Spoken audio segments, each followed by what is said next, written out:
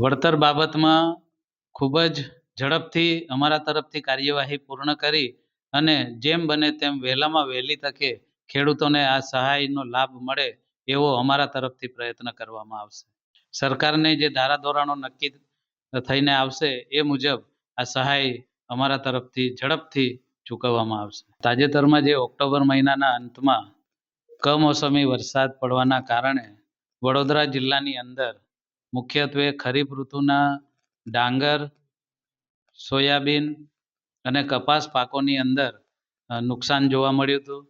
આ નુકસાનીના સર્વે માટે 107 જેટલી ટીમો માન્ય કલેક્ટરશ્રી અને ડીડીઓ મેડમની સંયુક્ત સહીથી હુકમ કરવામાં આવ્યો હતો.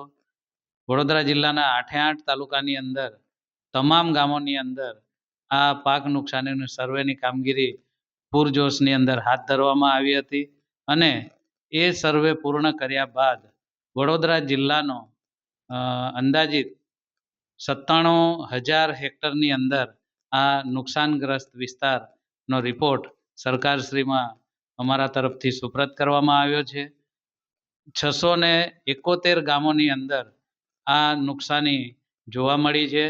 લગભગ 1,24,000 ખેડૂતો આ નુકસાનની અંદર સમાવેશ કરવામાં આવ્યો છે. વધારે જે નુકસાન થયું છે એ ડભોઈ તાલુકાની અંદર ડાંગર પકવતા ગામો છે એની અંદર વધારે નુકસાની જોવા મળી છે.